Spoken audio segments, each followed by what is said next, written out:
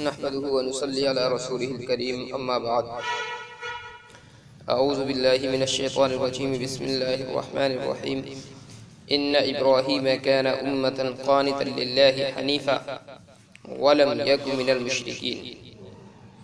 شاكرا لأنعمه اجتباه وهداه إلى صراط مستقيم صدق اللہ العظیم۔ سابقہ جو آیات تھی اللہ رب العزت نے کفر کی اور ارتداد وغیرہ کی مذمت بیان فرمائی تھی،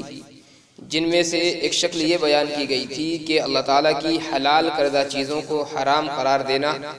اور حرام کردہ چیزوں کو حلال بنا دینا یہ بھی انتہائی برا اور قبیح ہے، اور گویا کہ کفر اور شرک ہی کی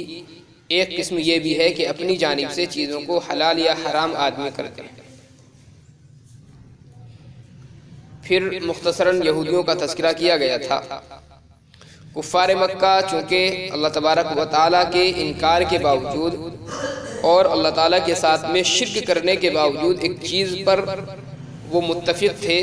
اور وہ یہ کہ حضرت ابراہیم علیہ السلام کو وہ لوگ اپنا پیشوا تسلیم کرتے تھے۔ حضرت ابراہیم علیہ السلام کے متعلق ان کا عقیدہ یہ تھا کہ وہی ہمارے پیشوا ہیں، اور وہ دعویٰ یہ کرتے تھے کہ ہم حضرت ابراہیم علیہ السلام کی ہی ملت پر ہیں اور انہی کے طریقے پر ہم عمل کر رہے ہیں۔ تو اس لیے اللہ تبارک و تعالیٰ نے حضرت ابراہیم علیہ السلام کا ذکر فرمایا، اور پھر حضرت ابراہیم کے واسطے سے ان کے شرک کا اور کفر کا رد فرمایا ہے۔ ان ابراہیم کان امہ، حضرت ابراہیم علیہ السلام پیشوائے امت تھے، پیشوائے قوم تھے، قوم کے رہنما تھے۔ قانتا للہ حنیفا، جو یکسو ہو کر اللہ تعالیٰ کی طرف رجوع کیے ہوئے تھے۔ ولم یکن من المشرکین، اور وہ مشرکین میں سے نہیں تھے۔ اب ظاہر ہے تمہارا دعویٰ یہ ہے کہ تم حضرت ابراہیم علیہ السلام کی ملت پر ہو، ان کے طریقے پر ہو، تو حضرت ابراہیم علیہ السلام تو اللہ تعالیٰ کے ساتھ شرک نہیں کیا کرتے تھے، پھر تم لوگوں کو بھی شرک نہیں کرنا چاہیے۔ شاکر لانعمہ، دوسری صفت حضرت ابراہیم علیہ السلام کی بیان فرمائی کہ حضرت ابراہیم اللہ تعالیٰ کی نعمتوں پر شکر ادا کرنے والے تھے، اور شکر کا تقاضا یہ ہوتا ہے کہ جس ذات نے تمہارے اوپر نعمتیں نازل فرمائی ہے کسی بھی صورت میں اس کی نافرمانی نہ کی جائے۔ تم تو اللہ تعالیٰ کی نافرمانی کرتے ہو، پھر کیسے دعویٰ تمہارا یہ ہے کہ حضرت ابراہیم علیہ السلام کے طریق اور ملت پر ہو؟ اجتباہ، اللہ تعالیٰ نے ان کو منتخب کیا، وہداہ الی صراط مستقیم، اور ان کو سیدھی راہ پر ڈال دیا۔ وآتیناہ فی الدنیا حسنہ، اور ہم نے دنیا میں بھی حضرت ابراہیم علیہ السلام کو اچھائیاں عطا فرمائی۔ وإنہ فی الآخرۃ لمن الصالحین، اور حضرت ابراہیم علیہ السلام آخرت میں بھی نیک لوگوں میں سے ہوں گے۔ ثم اوحینا الیک ان اتبع ملت ابراہیم حنیفا، پھر ہم نے وحی بھیجی تمہاری طرف، نبی علیہ السلام کا خطاب ہے، تمہاری طرف ہم نے وحی بھیجی، ان اتبع ملت ابراہیم، کہ حضرت ابراہیم علیہ السلام کی ملت کا، ان کے طریق کا اتباع کریں۔ حنیفا، اس حال میں کہ حضرت ابراہیم علیہ السلام اللہ تعالیٰ کی طرف یکسو تھے۔ نبی علیہ السلام کا چونکہ کفار مکہ انکار کیا کرتے تھے، تو حضرت ابراہیم علیہ السلام کا ذکر فرمایا گیا، ان کی کچھ صفات ذکر فرمائی گئی جو اہل عرب کے اندر موجود نہیں تھی، تو گویا کہ ان کو یہ اس چیز پر ابھارا گیا ہے کہ اگر حضرت ابراہیم علیہ السلام کی ملت میں ہونے کا تم دعویٰ کرتے ہو اور ان کے طریق پر چلنے کے تم دعوے دار ہو، تو حضرت ابراہیم علیہ السلام کی جو صفات تھی ان صفت کو اختیار کرو، جن میں سے پہلی صفت اللہ تعالیٰ کی طرف یکسو تھے، یعنی صرف اللہ کی عبادت کیا کرتے تھے، اللہ کے علاوہ کسی اور کی عبادت نہیں کرتے تھے۔ دوسرا، ولم یکن من المشرکین، وہ مشرکین میں سے نہیں تھے۔ تیسرا یہ کہ اللہ تعالیٰ کی نعمتوں پر وہ شکر ادا کرتے تھے، جس کے نتیجے میں اللہ تعالیٰ نے ان کو سیدھی راہ پر چلایا تھا۔ لہذا تم بھی حضرت ابراہیم علیہ السلام کی ملت پر چلنے کے دعوے دار ہو، تو تم بھی سیدھی راہ پر چلو، یعنی دین اسلام کو اختیار کرو۔ اس کے بعد میں چونکہ نبی علیہ السلام کی شدت سے لوگ مخالفت کرتے تھے، اس لیے نبی علیہ السلام کا تذکرہ فرمایا گیا کہ ہم نے آپ کی جانب بھی یہ وحی بھیجی کہ آپ بھی ملت ابراہیم کا اتباع کریں، یہاں پر ایک اعتراض ہوتا ہے کہ حضرت ابراہیم علیہ السلام ٹھیک ہیں، اللہ کے نبی ہیں اور اللہ کے خلیل بھی ہیں، لیکن آقا صلی اللہ علیہ وسلم جو ہیں یہ تمام انبیاء میں افضل ہیں۔ آقا علیہ السلام کا رتبہ تمام انبیاء میں سب سے افضل ہے، اور نبی علیہ السلام کی جو شریعت ہے یہ بھی تمام شریعتوں میں افضل ہے۔ پھر نبی علیہ السلام کو کیوں حکم دیا جا رہا ہے کہ آپ حضرت ابراہیم علیہ السلام کی ملت کا اتباع کریں؟ گویا کہ یہ تو افضل کو اس آدمی کے طریق پر چلانا ہے جو اس سے کم درجے کا ہو۔ حضرت ابراہیم علیہ السلام اگرچہ بہت عظیم پیغمبر ہیں، جلیل القدر نبی ہیں، لیکن بہرحال آقا صلی اللہ علیہ وسلم سے رتبے میں کم ہیں، پھر بھی نبی علیہ السلام کو حکم دیا جا رہا ہے۔ تو مفسرین لکھتے ہیں کہ در حقیقت یہ جو حکم ہے یہ اس وجہ سے ہے کہ حضرت ابراہیم علیہ السلام کی جو شریعت ہے وہ پہلے ہے،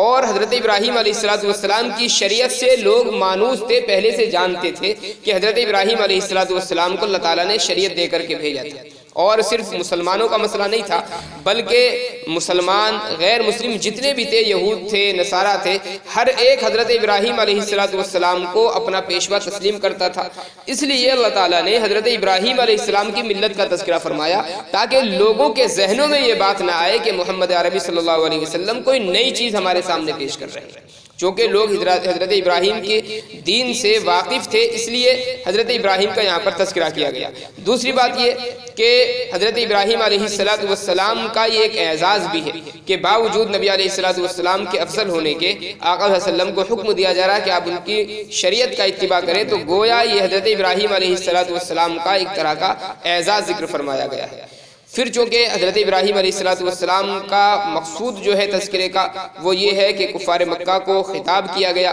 اور کفار مکہ کو متنبہ کیا گیا کہ ابراہیم علیہ السلام اللہ کے نیک بندے تھے، اس لیے دوبارہ پھر ذکر فرمایا گیا وَمَا كَانَ مِنَ الْمُشْرِكِينَ، حضرت ابراہیم علیہ السلام مشرکین میں سے نہیں۔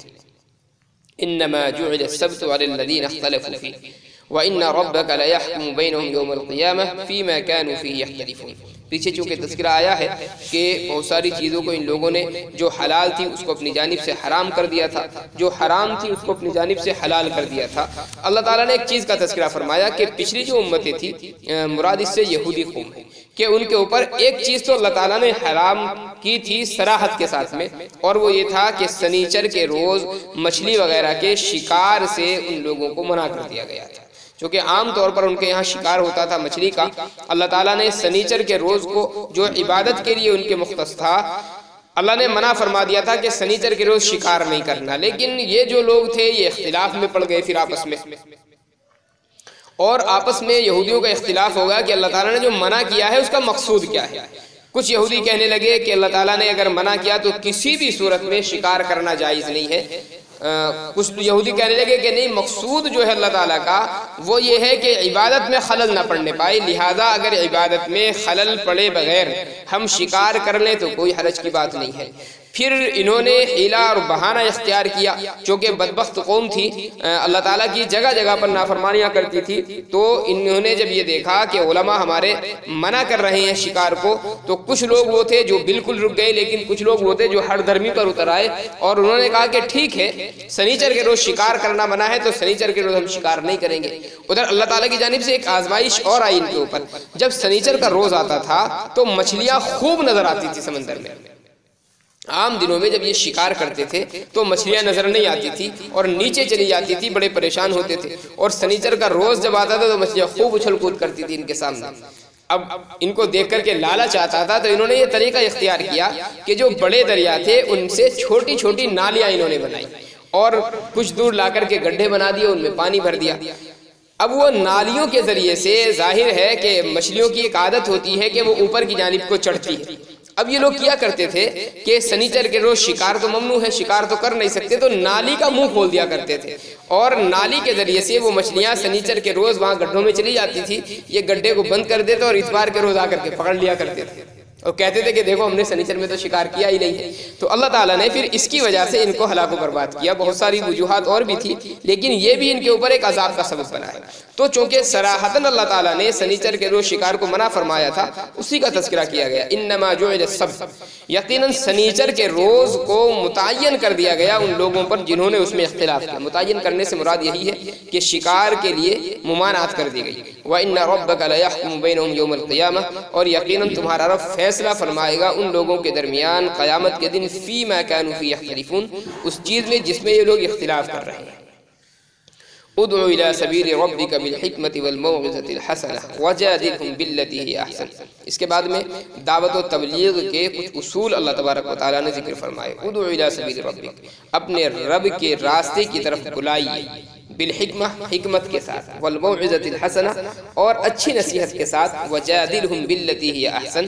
اور ان سے مجادلہ کیجئے اس طریقے پر جو بہتر ہو۔ تین طریقے متعین فرمائے ہیں شریعت نے، اور جس آدمی کے اندر یہ تینوں چیزیں موجود ہیں وہی آدمی دعوت و تبلیغ کا مستحق ہے، باقی ہر آدمی دعوت و تبلیغ کا مستحق نہیں ہے۔ ہر آدمی کے ذمہ لازم نہیں ہوتا کہ وہ دعوت و تبلیغ کا کام کرے۔ تین صفات اس آدمی کے اندر ہونی چاہیے جو دعوت و تبلیغ کا کام انجام دینا چاہتا ہے۔ پہلی صفت ہے بالحکمہ، حکمت جانتا ہوں، یعنی کب کس آدمی کے سامنے کس انداز سے مجھے بات کرنی ہے کہ اس آدمی کو وہ بات بری نہ لگے۔ یہ چیز آدمی کے پاس جب تک موجود نہیں ہے وہ کسی بھی طرح کی تبلیغ کا مکلف نہیں ہے۔ سب سے پہلے ضروری ہے کہ آدمی کے احوال کے اعتبار سے بات کرنے کا سلیقہ اس کے پاس ہو۔ ایسی بات نہ کہے کہ آدمی کو بری لگ جائے، اس انداز سے بات کرے کہ بات بھی دین کی پہنچ جائے اور اس آدمی کو برا محسوس نہ ہو۔ دوسری صفت ہے والموعظۃ الحسنہ، اچھی واعظ و نصیحت، مطلب یہ ہے کہ اس میں آدمی کی اپنی کوئی غرض شامل نہ ہو۔ آدمی اپنا علم دکھلانے کے لیے یا اپنی دینداری دکھلانے کے لیے دوسرے کو نصیحت کر رہا ہے، دوسرے کو واعظ کر رہا ہے یا دوسرے کو دعوت دے رہا ہے، یہ چیز نہیں ہونی چاہیے۔ خالص اللہ تعالیٰ کی رضا ہو اور سامنے والا جو بھی ہے جس بھی کیفیت کا وہ بندہ ہے اس کے ساتھ میں رحم کا جذبہ آدمی کے دل کے اندر موجود ہونا چاہیے۔ تیسرا وجادلہم باللتی ہی احسن، کبھی کبھار ایسا ہوتا ہے کہ آدمی کسی سے بات کر رہا ہے اور بسا اوقات مباحثے کی نوبت آ جاتی ہے۔ اب بحث و مباحثہ اگر آدمی کر رہا ہے تو اس کے اصول سے واقف، آدمی کے پاس میں دلائل نہیں اور مثبت انداز میں وہ اپنے کام کے دلائل پیش کر سکتا۔ اگر آدمی کے پاس میں دلائل ہی نہیں ہے اپنی بات کے پیش کرنے کے تو وہ کیا دعوت دے گا پھر دوسرے کو؟ سامنے والے نے ایک اعتراض کر دیا، اب معلوم یہ ہوا کہ اس اعتراض کا خود اس کے پاس میں جواب نہیں ہے، اب پھر ہوگا یہ کہ یہ آدمی محض جیتنے کی غرض سے اور اس پر فوقیت ظاہر کرنے کے لیے الٹی سیدھی باتیں پھر کرے گا۔ تو یہ تینوں شرطیں ہیں اس آدمی کے لیے جو دعوت و تبلیغ کا کام انجام دے۔ پہلی حکمت جانتا ہو، یعنی کس موقع پر کس انداز سے بات کرنی ہے۔ دوسرا یہ کہ مخلص ہو اپنی دعوت دینے میں، اپنی بڑائی جتلانا مقصود نہ ہو۔ تیسرا یہ کہ بات کرنے میں اگر بحث و مباحثے کی نوبت آ جائے تو اس آدمی کو بحث اور مباحثہ کرنے کا سلیقہ بھی ہو، اس کے پاس میں دلائل بھی موجود ہو۔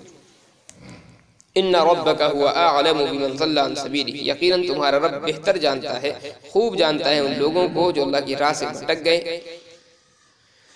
وهو اعلم بالمهتدین، اور اللہ تعالیٰ جانتا ہے ہدایت یافتہ لوگوں کو، جو دین اسلام پر چلنے والے ہیں ظاہر ہے وہ ہدایت یافتہ ہیں۔ بحث و مباحثے میں کبھی کبھار ایسا بھی ہوتا ہے کہ سامنے والے گالی گلوچ پر اتر آتا ہے، بہت سخت بات کہہ دیتا ہے۔ اب ایسے موقع پر سامنے والے کو بھی غصہ آنا ہے، تو مبلغ جو ہے دین کی جو دعوت دینے گیا ہے اس کے لیے اجازت ہے کہ اگر سامنے والا گالی گلوچ پر اتر آئے تو آپ بھی اسی کی زبان پر جواب دیں۔ یہ نہیں کہ بس صوفی بن کر کے خالی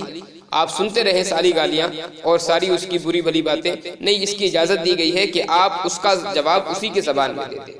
وَإِنْ عَاقَبْتُمْ فَعَاقِبُوا بِمِثْلِ مَا عُوقِبْتُمْ بِهِ، اور اگر آپ بدلہ لینا چاہیں تو بدلہ لیجئے اسی کے مثل جتنا آپ کو ستایا گیا۔ وَلَئِن صَبَرْتُمْ، اور اگر آپ صبر کریں، لَهُوَ خَيْرٌ لِلصَّابِرِينَ، تو یہ صبر کرنے والوں کے لیے زیادہ بہتر ہے۔ یہ آیت جو ہے اگرچہ خاص طور پر نازل ہوئی ہے حضرت حمزہ رضی اللہ عنہ کی شہادت کے تعلق سے، لیکن چونکہ اوپر جو ہے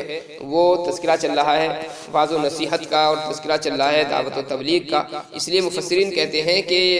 عام رکھا جائے گا اس آیت کو، اور بدلے میں دونوں صورتیں ہیں۔ ہاتھ سے کوئی ستا رہا ہے اس کا بدلہ، اس کی بھی اجازت ہے۔ زبان سے کوئی ستا رہا ہے تو زبان سے آپ بھی ستا سکتے ہیں۔ حتیٰ کہ علماء نے یہاں تک مسئلہ لکھا ہے کہ اگر کوئی آدمی کوئی سامان آپ کا چرا کر کے لے گیا اور آپ کو پکا حتمی طور پر معلوم ہے کہ فلاں آدمی نے ہی میرا سامان چرایا ہے، تو چونکہ شریعت نے بدلہ لینے کی اجازت دی ہے، اس لیے آپ اگر اس سے مانگ کر وہ چیز حاصل نہیں کر سکتے اور آپ جانتے ہیں کہ وہ مانگ کر مجھے وہ میری چیز واپس نہیں کرے گا، تو علماء نے لکھا ہے کہ آپ بھی اپنے اس سامان کی چوری کر سکتے ہیں۔ آپ کا کسی نے پیسہ چرا لیا،